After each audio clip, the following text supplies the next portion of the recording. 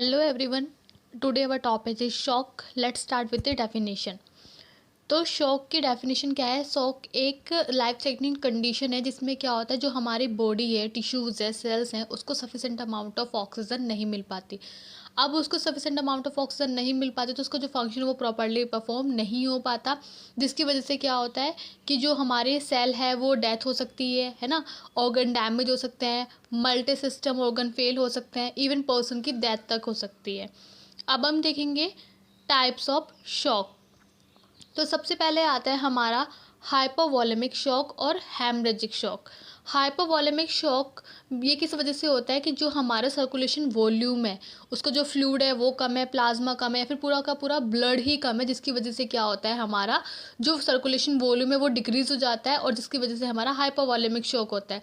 अब ये होता किस वजह से है? हेमरेज की वजह से हो सकता है, बर्न की वजह से, डिहाइड्रेशन की वजह से, है ना। एक्सेसिव डायबिटिक्स यूज़ कर रहा है, पेशेंट को डायबिटिक कीटोएसिडोसिस है, डायबिटीज़ है, प्रेगनेंसी रिलेटेड डिसऑर्डर है, इन सब की वजह से हाइपोवॉलेमिक शॉक कोज हो सकता है।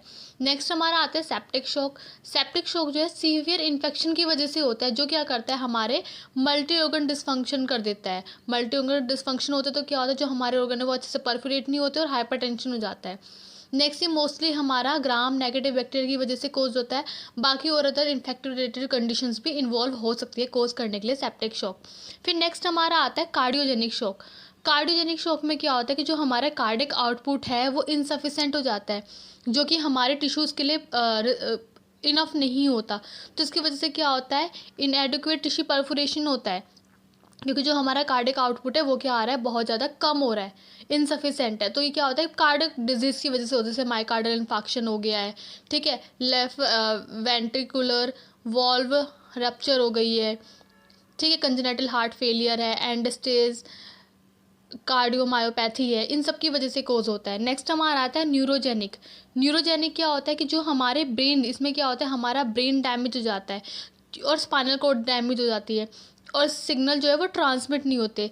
क्यों? क्योंकि क्या होता है कि जो हमारा ऑक्सीजन फ्लो है और जो ब्लड फ्लो है वो क्या होता है हमारे ब्रेन तक बहुत ज़्यादा रिड्यूस हो जाता है। इस वजह से होता है हमारा न्यूरोजेनिक शॉक। ये हमारे स्पाइनल इंजरी की वजह से हो सकता है, ऑटो इम्यून सिस्टम की में टॉक्सिन की वजह से हो सकता है, ठीक है, स्पाइनल एनेस्थीसिया की वजह से हो सकता है, ठीक है, इन सब की वजह से कोज हो सकता है। नेक्स्ट हमारा आता है एनाफाइलेटिक शॉक। एनाफाइलेटिक शॉक जो होता है ये हमारे एलर्जिक रिएक्शन की वजह से अकर होता है। मतलब कि कोई ऐसा एलर्जन है जो क्या होता है हमारे ब्लड में ये जाके एब्जॉर्ब हो जाता है, जो क्या करता है हमारे डायरेक्टली ब्लड को अफेक्ट करता है, ठीक है। जैसे कि फूड की वजह से एलर्जी हो गई हो, या फिर कोई इंसेक्ट ने बाइट कर लिया हो, या किसी मेडिसिन की वजह से। तो ये थे हमारे टाइप्स ऑफ शॉक। अब हम देखेंगे साइन एंड सिम्टम्स। तो जो हमारा पहला सिम्टम्स है वो कहते हैं पर्सन को एक्सेसिव थ्रस्ट लगती है, ठीक है, वॉमिटिंग होती है, साइनोटिक हो जाता है पर्सन, ठीक है, एनोरेक्सिया हो जाता है पर्सन को, रेस्पिरेशन स्वेलो हो जाता है।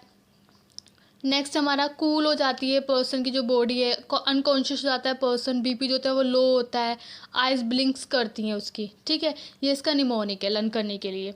फिर अब हम देखेंगे मैनेजमेंट ऑफ शॉक। तो जो मैनेजमेंट है वो अकॉर्डिंग टू टाइप है, और अच्छे से मैनेजमेंट भी आप इसमें लिख सकते हैं। मतलब जैसे कि मॉनिटरिंग करने का, जैसे कि हम पर्सन का जो है ईसीजी मॉनिटर करेंगे, वाइटल साइन मॉनिटर करेंगे, सैचुरेशन मॉनिटर करेंगे, ये सारी चीज़ें हम क्या करना है, कंटिन्यूसली मॉनिटर करनी है। बाकी अकॉर्डिंग टू टाइप के हिसाब से हमारा आता है हाइपोवॉलेमिक शॉक। तो इसमें हम क्या करेंगे, आईवी फ्लूइड देंगे पर्सन को, और क्या करेंगे इसको जो ब्लीडिंग हो रही है उसको क्या करेंगे, कंट्रोल करेंगे, क्योंकि जो मेन कोज है वो क्या होता है, हैमरेज। नेक्स्ट हम आता है कार्डियोजेनिक शॉक। कार्डियोजेनिक शॉक में एट्रोफिन देंगे, डायरेटिक्स दे सकते हैं ट्रीटमेंट के लिए, जो मतलब हार्ट रिलेटेड कंडीशन है उनको ट्रीट करने की कोशिश करेंगे।